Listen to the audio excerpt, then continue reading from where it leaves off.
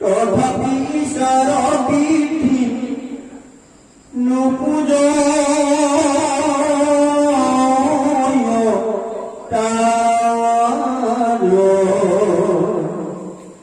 আগতে গীত আছে দেখে অন্ধকাৰ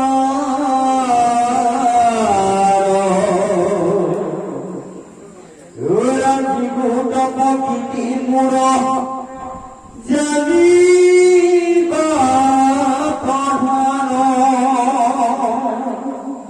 সংসাৰ কাৰণ উৎপত্তি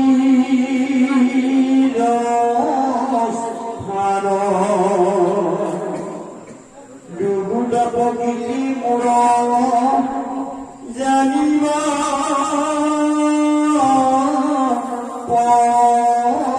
দেব পরায় প্রকৃতি পরা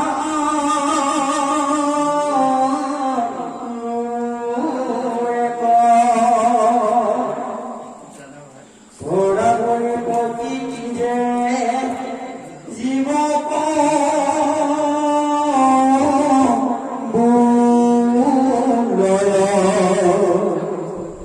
জীবুত অপরাস্ত বিধক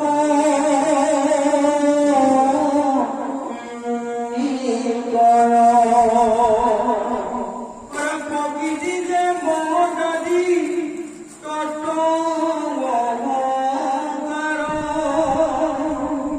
পঞ্চভূত আৰু সূক্ষ্ম তন্মাত্ৰ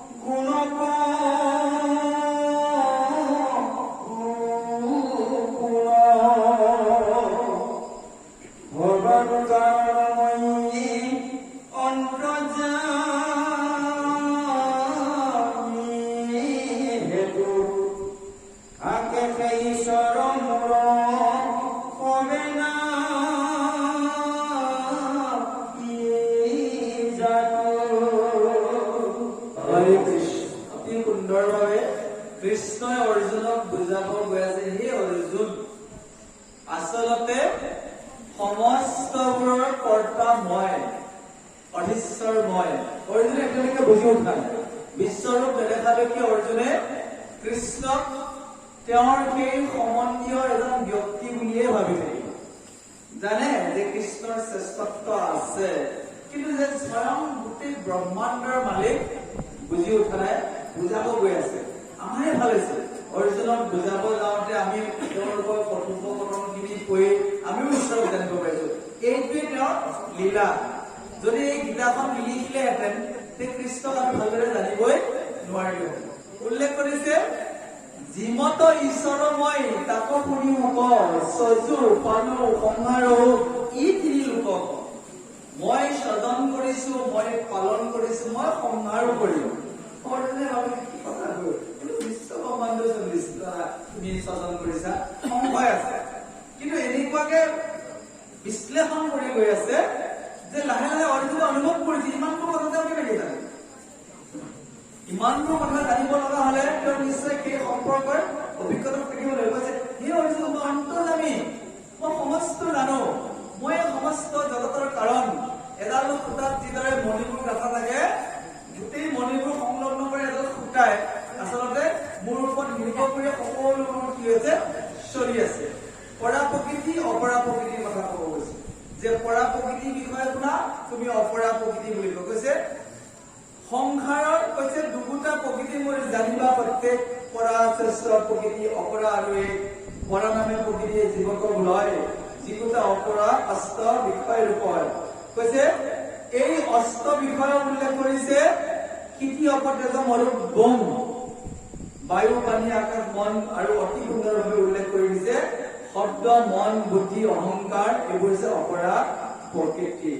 ইয়াৰ লগত তিনিটা গুণৰ কথা উল্লেখ কৰিছে, সতগুণ ৰজোগুণ তমোগুণ এই গুণকেইটাক আশ্ৰয় কৰি তেওঁ পঞ্চভূত শৰীৰবোৰ তৈয়াৰ কৰিছে অপৰাপৰি যে যদি গুণবোৰ নাথাকে প্ৰত্যেকজন ৰত্নাকৰৰ গাতো সত্যগুণ আছিল কিন্তু তেওঁ তাক কি কৰিছে কৰ্ষণ কৰা নাছিল প্ৰত্যেকে আমি ভগৱানৰ সেই একান্ত ভকত হবলৈ প্ৰত্যেকৰে হৃদয়ত সত্যগুণ আছে কিন্তু কৰ্ষণটো কৰিব লাগিব যদি আপুনি গাখীৰৰ পাছত মথন কৰিলেহে তাত কি হ'ব মাখন ওলাব তাৰ পৰা ঘি বাহিৰ হ'ব ঠিক সেইদৰে সত্যগুণ আছে আমি যদি গুৰুত্ব নিদিওঁ ৰজোগুণ আছে তাকে আমি বেছি গুৰুত্ব দিওঁ ৰজৰ সাধাৰণভাৱে মানুহ বুজায় কিন্তু ইয়াৰ উদ্ধত গৈ কি কৰিব লাগিব আমি সত্যগুণক গুৰুত্ব দিব লাগিব দেহ পৰা প্ৰতিকে অতি সুন্দৰভাৱে বুজাই দিছে আৰু উল্লেখ কৰিছে যে একাদশ ইন্দ্ৰিয় পাঁচটা কৰ্মেন্দ্ৰিয় পাঁচটা জ্ঞানেন্দ্ৰিয় যে চকু কাণ নাক জিভা ছাল এইবিলাক হৈছে আমাৰ জ্ঞানেন্দ্ৰিয় কৰ্মেন্দ্ৰিয় কি কি হাত ভৰি বৈজ্য লিংগ আৰু বাক এই বাকটো কিন্তু মানুহে পাৰিলে এটা আটাইতকৈ ডাঙৰ জানিবলগীয়া কথা বাগিন্দ্ৰিয় আমি এটা যন্ত্ৰ আছে যি যন্ত্ৰটোৰ পৰা আমি শব্দ ব্ৰহ্ম উচ্চাৰণ কৰিব পাৰো গোটেই মানুহ সৃষ্টি কৰি যদি শব্দ কোৱা যদি যন্ত্ৰটো নিদিলেহেঁতেন বাকধ্বনি তেতিয়াতো অৰ্থই নাথাকিলেহেঁতেন বাকীবোৰ জীৱই উচ্চাৰণ কৰে ধ্বনি মানুহে উচ্চাৰণ কৰে বাণী সেইকাৰণে মানুহে মানৱ জন্ম পোৱাৰ পিছত যদি প্ৰাৰ্থনা এটা ঘোষা এটা গাবলৈ নিশিকে অকণমান পুথি এখন পঢ়িবলৈ নিশিকে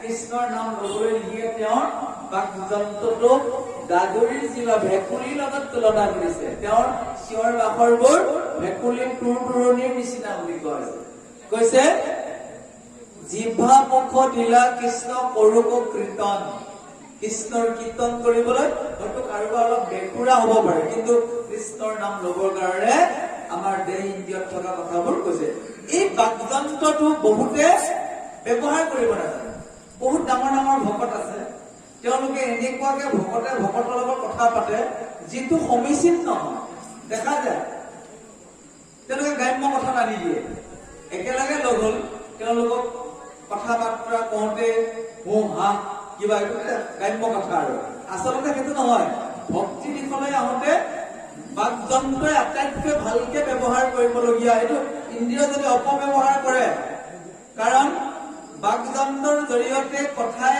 মাৰিবও পাৰে কথাই তাৰিবও পাৰে যেতিয়া আপুনি ঈশ্বৰৰ ভক্তিৰ ৰাজ্যত প্ৰৱেশ কৰি দিছে আপুনি প্ৰথম ব্ৰেক লগাওক বাকযন্ত্ৰ যে মই যিকোনো শব্দ উচ্চাৰণ নকৰো যিকোনো ধৰণৰ ব্যৱহাৰ মই মানুহক নকৰো বাক্যৰ তপস্যাটো বহুত ডাঙৰ তপস্যা গীতাত এই বুলি দিয়া আছে অন উদ্বেগ কৰম বাক্যম সত্যম প্ৰিয়ম হিতম সজত কৈছে তোমাৰ বাক্যৰে যাতে কাৰো অপকাৰ নকৰে উদ্বিগ্নতা আনি নিদিয়ে তোমাৰ বাক্যত সত্য থাকিব লাগিব তোমাৰ মধুৰতা থাকিব লাগিব কিমান ডাঙৰ কথা কৈছে আনৰ হিত সাধন কৰিব লাগিব আনৰ প্ৰিয় হ'ব লাগিব আপুনি উচ্চাৰণ কৰা বাক্যটো যদি ওচৰজনে শুনি কঠুৱা পাইছে তেতিয়াহ'লে ভক্তিৰ ৰাজ্যত আপুনি 100 ভিতৰত 100 পোৱা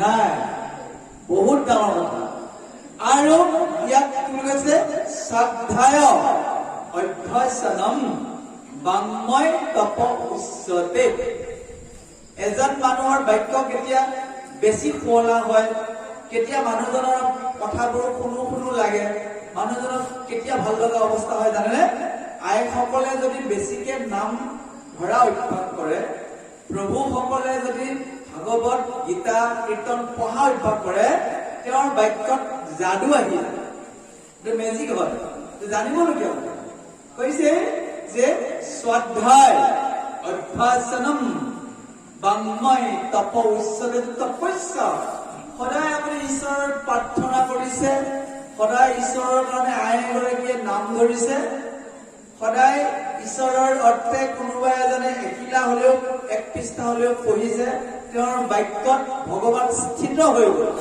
বুজিব পাৰিছেনে? আপুনি প্ৰেক্টিচ কৰক। মোৰ কথাটো শুনি চবে বেয়া পায়, অভ্যাস কৰকচোন। আপুনি পাঠ পঢ়া অভ্যাস কৰক। মানুহজনক জয় কৃষ্ণ এবাৰ কৰি দিয়ক, আপোনাৰ বাক্য মন্ত্ৰমুগ্ধ হৈ যাব, তেওঁ মূৰ চপৰাই যাব। প্ৰেক্টিকেল কৰিব। আৰু বিজ্ঞান মানে হৈছে পোৱা জ্ঞানখিনি প্ৰয়োগ কৰাটোৱে হৈছে জ্ঞান। জ্ঞানৰ প্ৰায়োগিক দিশ প্ৰয়োগ কৰিবই লাগিব।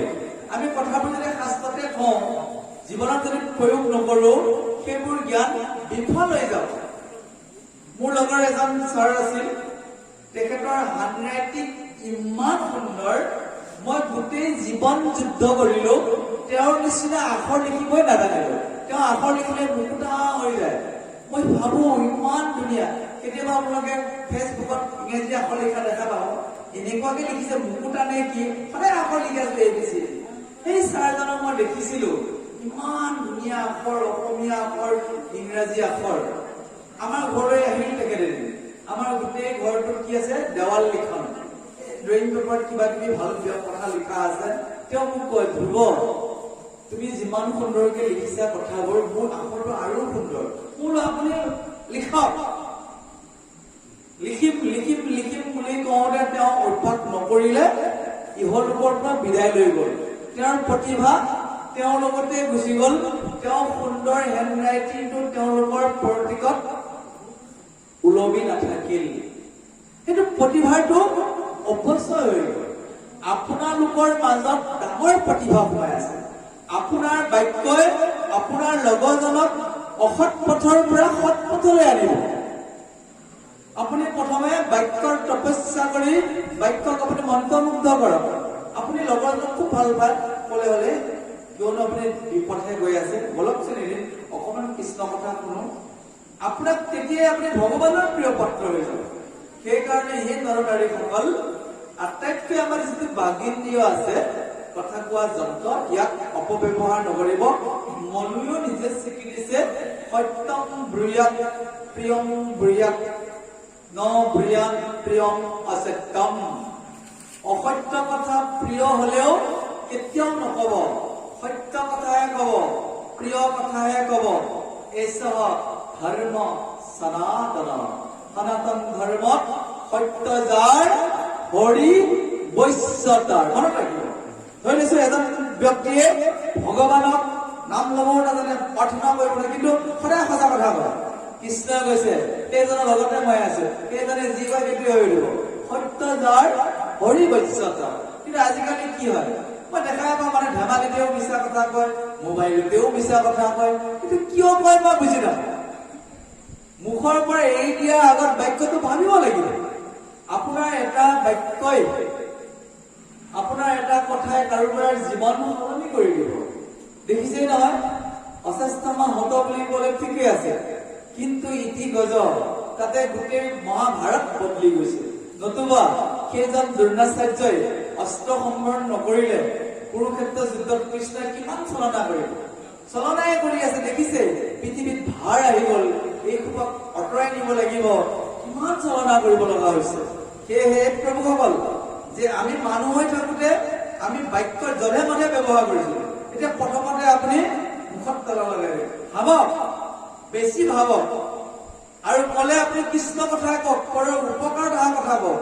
তেতিয়াই জগতৰ কল্যাণ অতি সুন্দৰভাৱে আগবঢ়াই নিছে। প্ৰভু ভগৱন্তে নিজৰ বিভূতি বিষয়েও অকণমান উল্লেখ কৰি দিছে, যে সেই অৰ্জুন, যে পানীৰ মাজত এটা বিশেষ ৰস আছে, যিটো ৰস মোৰ বিভূতি। আটাইতকৈ ডাঙৰ কথাটো হল, বহুবোৰ মানুহে পানীৰ ওপৰতে কি কৰিছে, আমি সাধাৰণভাৱে কিছুমান মানে বিভিন্ন ধৰণৰ বস্তু খাই থাকো, এচাম মানুহে কিন্তু কিবা খাব মন গলে এঢোক পানী খায়। তাত পানীত থকা আচল ৰস ভাগ তেওঁলোকে গ্ৰহণ কৰে, যিদৰে ৰাজহংসবোৰে কৰে, যে ক্ষীৰ এৰি নীৰ এৰি ক্ষীৰ খায়। ইয়াতে উল্লেখ কৰিছে, চন্দ্ৰ আৰু সূৰ্য, ইয়াৰ ৰশ্মি, ইয়াৰ পোহৰ মোৰ বিভূতি। সূৰ্যই পোহৰ তাপ দি সমগ্ৰ জীৱকুলক জীয়াই থকাত কি কৰিছে, বিশেষ অৰিহণা যোগাইছে। সূৰ্যৰ পোহৰ নহলে গছে পত্ৰ হৰিতৰ দৰে জৰিয়তে কি কৰিব নোৱাৰিব, আহাৰ তৈয়াৰ কৰিব নোৱাৰিব। চন্দ্ৰই যদি অমৃত ৰূপে তেওঁৰ অমৃত বৰ্ষণ নকৰে, ফুলবোৰ ফললৈ ৰূপান্তৰ হ'ব। আমি নাজানোৱেই এই পৃথিৱীত ফলেৰে ভৰপূৰ কৰিছে চন্দ্ৰৰ অমৃত ৰসেৰে। গীতাৰ বহুকেইটা জেগাত উল্লেখে কৈছে চন্দ্ৰ সূৰ্যৰ প্ৰকাশৰূপ জ্যোতি, মহিষে প্ৰকাশৰূপ মোহৰ বিভূতি। আকৌ কৈছে এই মানৱকুল জীয়াই থকাৰ যি বিন্দু প্ৰভুৰ বিভূতি বুলি কৈছে। নতুবা যদি সেই বিন্দু ৰূপত তেওঁ নাথাকে, তেতিয়াহ'লে এই পৃথিৱীখন কেতিয়াও এই যিটো নৰজীৱনৰ প্ৰবাহ নাথাকিব। কৈছে সেই বিন্দু বিভূতি মুহুৰ মহাভাগ, ৰতিৰকে বৃদ্ধ অৰ্থে কৰে বিন্দু তীৰ। আটাইতকৈ ডাঙৰ কথা উল্লেখ কৰিছে যে আমাৰ সনাতন ধৰ্মত 4টা আশ্ৰম বিদ্যমান। ব্ৰহ্মচৰ্য 5 বছৰৰ পৰা 25 বছৰ বয়সলৈ গুৰুৰ গৃহত থাকি কৃষ্ণয়ো ৰামচন্দ্ৰয়ো ব্ৰহ্মচৰ্য ব্ৰত পালন কৰিছে। কিহৰ কাৰণে? এইটো সনাতন ধৰ্মৰ পৰম্পৰা। 25 বছৰৰ পৰা 50 বছৰ এইখিনি সময়ত গাহস্থ জীৱন, যে প্ৰভু ভগৱন্তৰ ইচ্ছা পূৰ্ণ কৰিবলৈ দুজন পুৰুষ আৰু স্ত্ৰীৰ মাজত এখন সংসাৰ গঢ়ি উঠিব, জীৱন ধাৰাৰ প্ৰবাহ বুৱাই নিব। এইটো কোৱা হৈছে যে এইটো কোৱা হৈছে আমাৰ সংসাৰ ধৰ্মটো, গাহস্থ ধৰ্ম। 50 বছৰৰ পৰা 75 বছৰলৈ আচলতে এজন ব্যক্তিয়ে সনাতন ধৰ্মৰ পৰম্পৰা হিচাপত তেওঁ গাহস্থ আশ্ৰমৰ পৰা বিৰত থাকিব। কেনেকুৱা? ঘৰৰ পৰা ওলাই যাব। ভাগৱতত লিখা আছে, আপোনালোকক জানিবৰ বাবে কৈছো।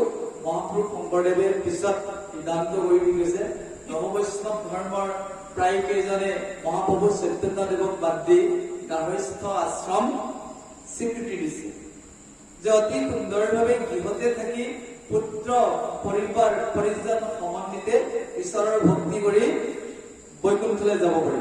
মহাপ্ৰভু চৈতন্যদেৱ কিন্তু এই ক্ষেত্ৰত একমত নহয়। চৈতন্যদেৱৰ বহুবোৰ ভক্তই গাহস্থ আশ্ৰম ত্যাগ কৰি বানপ্ৰস্থ আৰু সন্ন্যাস আশ্ৰম গ্ৰহণ কৰে। যেতিয়া জগন্নাথৰ ৰথযাত্ৰা হয়, কৌটি বানপ্ৰস্থ আৰু সন্ন্যাস মানুহে তাৰ সমাগম ঘটে।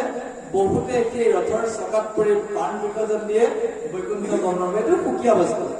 জানো এই যে বানপ্ৰস্থ আশ্ৰমত 50 বছৰত ভৰি দিলে, পূৰ্ণ কৰিলে, আপুনি আইগৰাকী ল'ৰা ছোৱালীক কলে ভাৰতবৰ্ষৰ নীতি কথা কৈছো। আজিকালি সেইটো প্ৰযোজ্য নহয় যদিও শাস্ত্ৰতটো লিপিবদ্ধ আছে যে ঘৰৰ পৰা ওলাই যাব, ঘৰখনৰ লগত কোনো যোগাযোগ নাথাকিব। সেইখিনি সময়ত আনহে নালাগে তেওঁ সৌৰ কৰ্ম নকৰে, নশুনাকাৰে। দন্ত মৰ্জন পৰ্যন্ত নিষিদ্ধতা আছে। তেনেকুৱা সন্ন্যাসী যোগী এতিয়াও পোৱা যায়।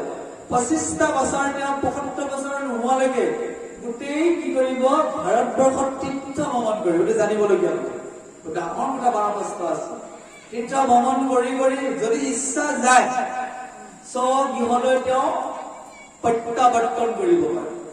ঘৰলৈ আহি তেওঁ সন্ন্যাস, ঘৰত থাকিও সন্ন্যাস ল'ব পাৰে। 75 পৰা 100 বছৰলৈ তেওঁ সন্ন্যাস জীৱন, যে ঘৰতে থাকিব, গৃহস্থখনৰ লগত তেওঁ সম্পৰ্ক নাথাকিব, এটা জুপুৰি বনাই ল'ব, খাদ্য নিজে তৈয়াৰ কৰি দিব, কেইজনৰ গাত একো চুৱাই আহি স্পৰ্শ নকৰে।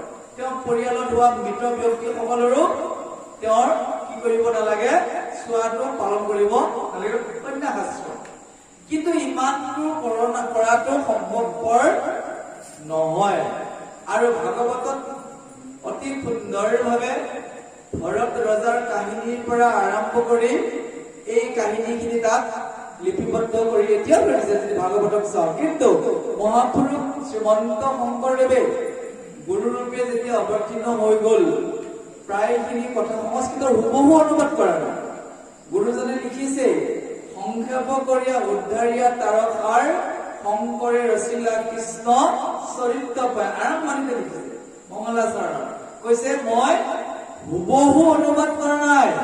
সংস্কৃত ভাগৱত চালে আপুনি যেতিয়া 4 আশ্ৰমৰ কথা পাব নিজকে বেয়া লাগি যাব, এতিয়া বানপ্ৰস্থত থাকিব লাগে, আমি সন্ন্যাস ল'ব লগা হৈ গল।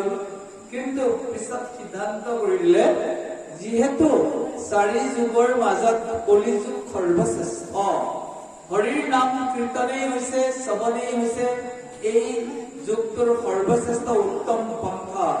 ইহাত থাকিও পদ্মপত্ৰৰ জলৰ নিচিনা থাকিব। কেনেকে থাকিব দিছে?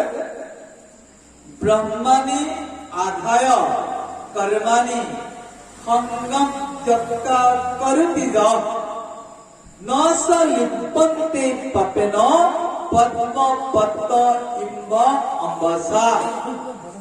যে ঘৰত থাকিব ঘৰখনৰ মায়া মোহত তেওঁ লিপিত খাই নাথাকিব। বুজিব পাৰিছে?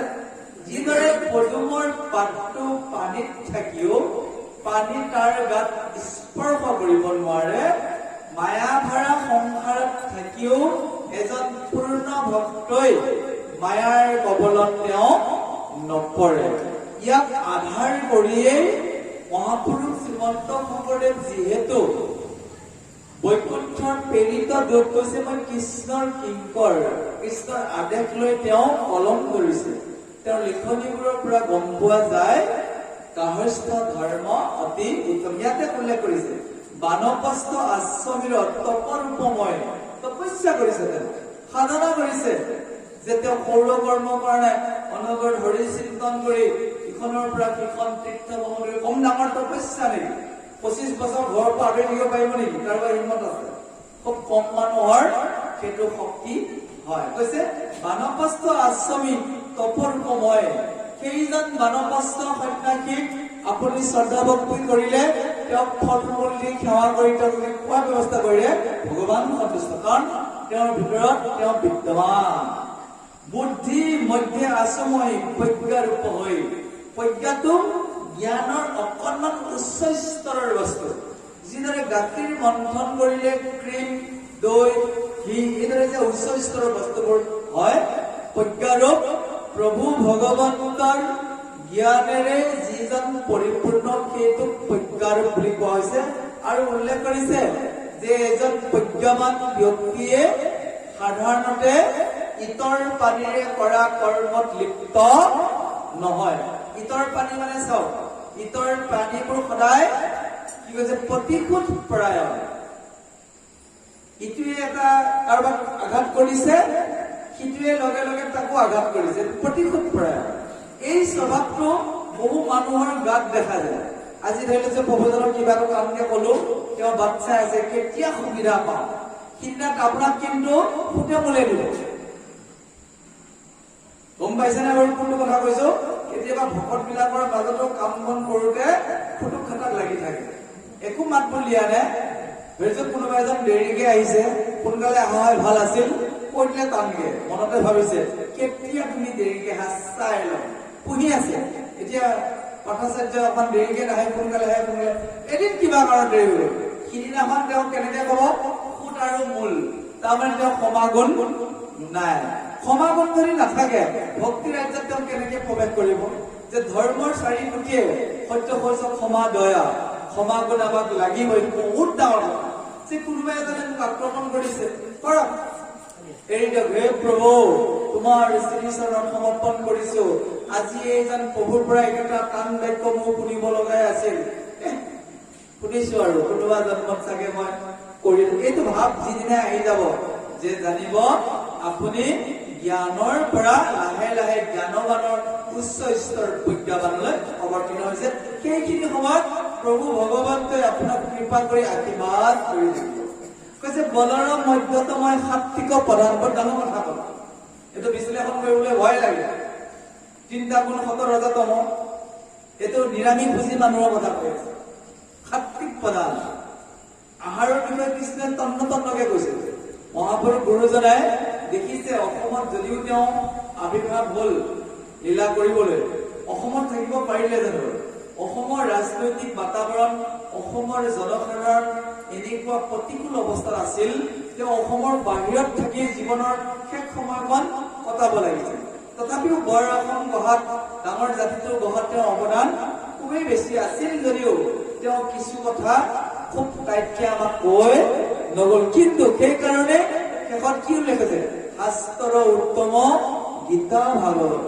গীতাক কিয় আগলৈ আনিল? তেওঁ অনুবাদ কৰি চাব যে গীতাত অৰ্জুনৰ আগত কৃষ্ণই এই কথা কৈছে, লিখিছে। তেওঁ গীতা অনুবাদ কৰা নাই, কাৰণ তেওঁ আছিল এজন যে আনৰ প্ৰতিভাক শ্ৰদ্ধা কৰিব পৰা বিৰল ব্যক্তিত্বৰ পুৰুষা ব্যক্তি, মহাপুৰুষ শ্ৰীমন্ত শংকৰদেৱ। সেইকাৰণে গোবিন্দ মিশ্ৰই 1300 শতিকাতে ইমান সুন্দৰ অসমীয়ালৈ অনুবাদ কৰা গীতাখনক শ্ৰদ্ধা জনাই গীতা অনুবাদ নকৰে। কিন্তু মহাপুৰুষ শংকৰদেৱে যদি গীতা অনুবাদ কৰিলেহেঁতেন আৰু পথ কিবা হ'লেহেঁতেন। কিন্তু তেওঁ পুৰুষা ব্যক্তি, প্ৰতিভাক স্বীকৃতি দিয়া ব্যক্তি, তেওঁ সেই কাম নকৰিল। কেৱল মাধৱ মণ্ডলী ৰামায়ণৰ বিচাৰি নোপোৱা খণ্ডকেইটাক তেওঁ ৰামায়ণখন অনুবাদ কৰিছে, খণ্ডকেইটা। আৰু জানো অতি সুন্দৰভাৱে কৈছে যে 17তম ইয়াৰ ভিতৰত সাত্বিক আহাৰটোৰ বিষয়ে কি কৈছে? আয়ু, সত্য, বল, আৰোগ্য, সুখ, প্ৰীতি, বিবৰ্ধনা, ৰস্যা, হিতা, স্থিৰা, চিহ্নিতা, আহাৰাহা, সাত্বিক প্ৰিয়া। সাত্বিক মানুহে কি বিচাৰিব? যে আয়ুস বৃদ্ধি হোৱা, বল বৃদ্ধি হোৱা, যিটো খাই শৰীৰ দুগুণ কাম কৰিবলৈ উৎসাহিত হোৱা, প্ৰীতি বিবৰ্ধনা, যি খাদ্যই মানুহৰ মাজত সম্প্ৰীতিৰ বান্ধন বহাই তোলে। কৈছে ৰস্যা, ৰসাল খাদ্য খাব। যে চাবচোন, আনাৰস এটুকুৰা আপুনি কামুৰিব, ৰসেৰে পৰিপূৰ্ণ। আমি কেতিয়াবা মৰিগাঁৱলৈ গলে দুপৰীয়া টাইমত কথা এটা কৈছো, আগতে হোটেলৰ খাদ্যহে পেটৰ ভোকটো ঠাণ্ডা কৰিছিল। যেতিয়া আমি দিন বদলাই দিলো, ফল মূলেৰেও সেই ক্ষুধা নিবাৰণ কৰিব পৰা ক্ষমতাটো আহি গল।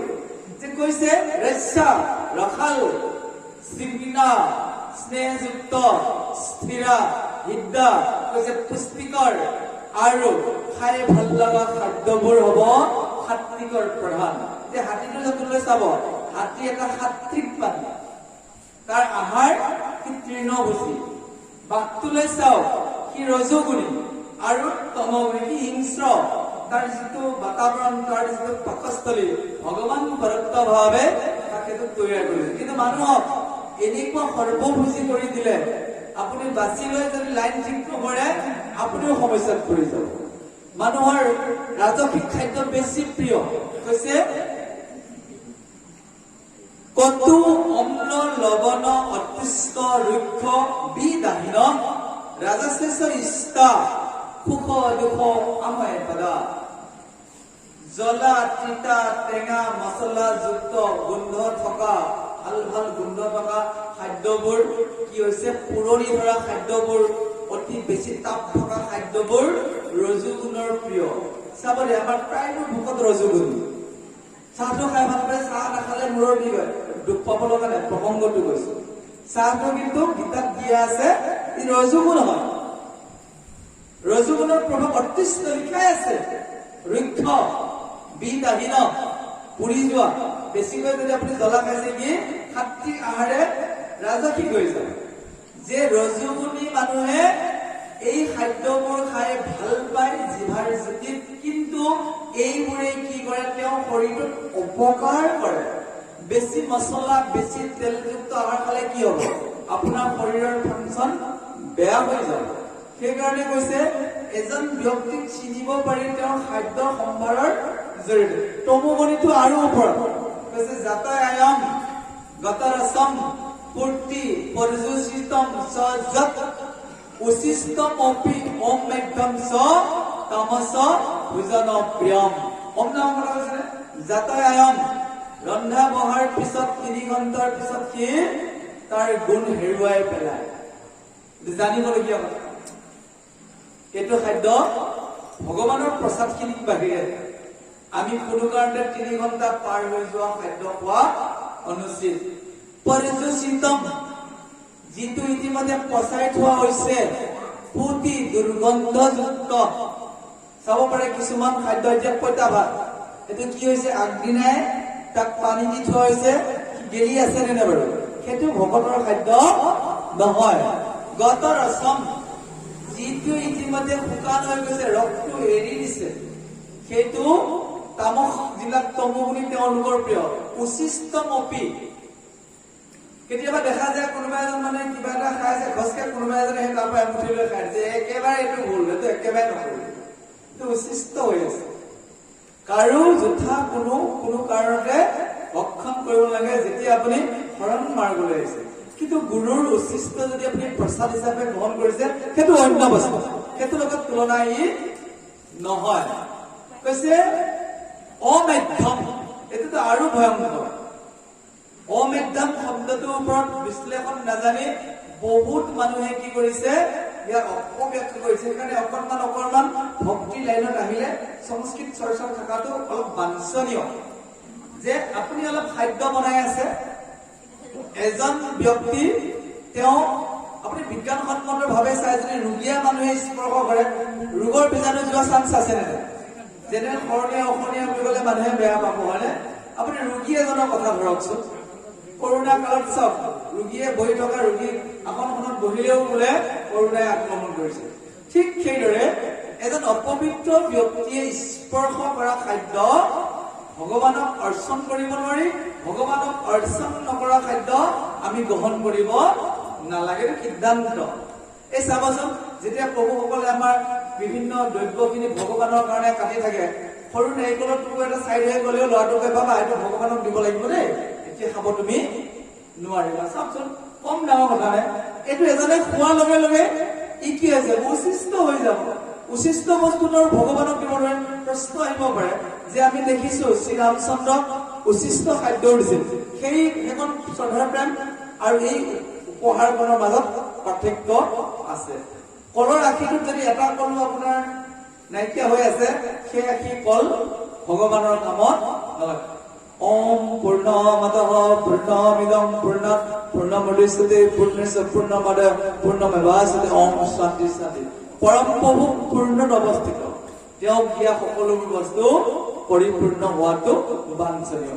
আৰু সেয়েহে ইয়াত কৈছে যিসকলে সাত্বিক আহাৰ গ্ৰহণ কৰিছে সেই সকলৰ বলশালীৰ ভিতৰত সাত্বিক সকলেহে বোলে বলশালী।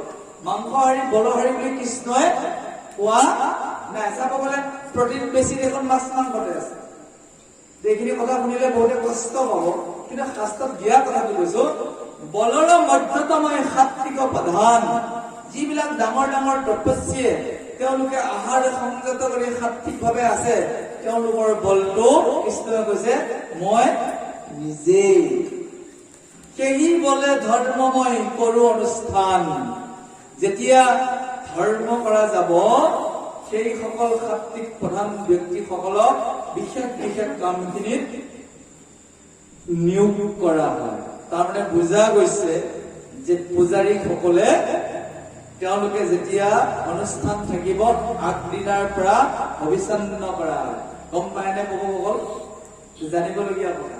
যেতিয়া নিমন্ত্ৰণ দি আহিব, সঁচককে তেওঁ বোলে গায়ন বায়ন কৰিব নোৱাৰেগৈ, সঁচককে গৈ পূজা এখনত বহিব নোৱাৰে, তেওঁ কি কৰিব লাগিব? আগদিনাখনৰ পৰা সাজু। সেইকাৰণে কৈছে বলৰ মধ্যতময় সাত্বিক প্ৰধান, সেই বলে ধৰ্মময় কৰো অনুষ্ঠান। যে সাত্বিক সকলৰ জৰিয়তে ধৰ্মৰ কামবোৰ মই কৰো। আৰু যিকোনো ব্যক্তিয়ে কৰা কাৰ্যটোৱে যে ভগৱানে লব, সেইটো কেতিয়াও প্ৰশ্ন হব। আচাৰ নীতি তাতে সোমাই আছে। আচাৰ নীতি কবগৈ ভগৱান যে যাৰে তাৰে হাতে যে চাকিটো জ্বলাইছে, জ্বলোৱা চাকিখনৰ জ্যোতিটো বৈকুণ্ঠ পাৰিছে নে নাই আপুনি মই দেখা নাই, কিন্তু ভক্তজনে যদি জ্বলাইছে, কৃষ্ণই কৈছে মইতো ভক্ত বৎসল, সেই জ্যোতি মোৰ বৈকুণ্ঠলৈ গৈছে। এই যে চাকি জ্বলা, ইয়াৰ তত্ত্বটো আপোনাক অলপ চমুতে কৈছে, ইমান বিস্তৰ ব্যাখ্যা কৰা নাই। এইটো হৈছে দীপ জ্যোতি। বৈকুণ্ঠত সূৰ্য নাই, ন তৎ ভাসয়তে সূৰ্য ন শশাঙ্কো ন পাবকঃ যৎ গত্তা ন নিবৰ্তন্তে তৎতম পৰমম মম বৈকুণ্ঠম। যদি তাত পোহৰৰ ব্যৱস্থা নাই, কেনেকে পোহৰ হৈ আছে? কোটি সূৰ্য সম বুলিতো কৈছে, হয়নে? তাৰ কাৰণ এই যি দীপ অৰ্পণ কৰা হৈছে প্ৰভু ভগৱন্তক, ইয়াৰ জ্যোতিবোৰ তাত যুক্ত হৈ আছে। সেইকাৰণে অতি শ্ৰদ্ধা ভক্তি সহকাৰে দীপ প্ৰজ্বলনৰ ব্যৱস্থা চলি আহিতে জানিবলগীয়া কথা। এই জ্যোতিবোৰ গৈ গৈ ইয়াৰ নাম কি জানে? ব্ৰহ্মজ্যোতি হৈছে। ন তৎ ভাসয়তে সূৰ্য, তাত সূৰ্য নাই। ন পাবকহ, তাত কি নাই? অগ্নিও নাই। যত গত্তা, যালৈ গৈ ন নিবৰ্ততে, জীৱবোৰ আৰু ঘূৰি আহিব নালাগে। তাত ধাম, সেইখন স্থান, পৰমং মম বৈকুণ্ঠম, সেইখন মোৰ বৈকুণ্ঠ। তেতিয়াহ'লে আপোনালোকে চাওক দীপটোৰ কিমান অৰ্থ আছে, ইয়াৰ দিশ আছে, ইয়াক জ্বলোৱাৰ মন্ত্ৰ আছে। আপুনি সেইখিনি কিন্তু নিয়ম নীতি মাফিক কৰাটো ভাল। তো গুৰুৰ পৰম্পৰা বস্তু আপোনালোকে গুৰুৰ পৰা শিকি ল'ব। সেইকাৰণে কৈছে 17তম প্ৰকৃতিৰ 3 গুণ, মুহুৰ বিভূতি মুহূৰ্তে যায় লীন। যদি মুহূৰ্ত হয় মই প্ৰপঞ্চটো ভিন্ন, কিন্তু জীৱ অহংকাৰে হয় গুণাধীন। জীৱবিলাক গুণৰ অধীন হবই। 17তম আপুনি কোনটো উৎকৰ্ষ সাধন কৰিছে? আপোনাৰ গাতে 3টা আছে, এই 3টা কোনটো গুণৰ প্ৰতি আপুনি আকৰ্ষিত? ভকতসকলটো সাত্বিক গুণৰ প্ৰতি আকৰ্ষিত হয়। তমোগুণীটো প্ৰশ্নই আহি নপৰে। ৰজুগুণত থকা যায়, কিন্তু তাৰ পৰা অকণমান আগুৱাই যাব লাগে। কাৰণে কৈছে যে 3টা গুণ মই দিছো প্ৰত্যেককে।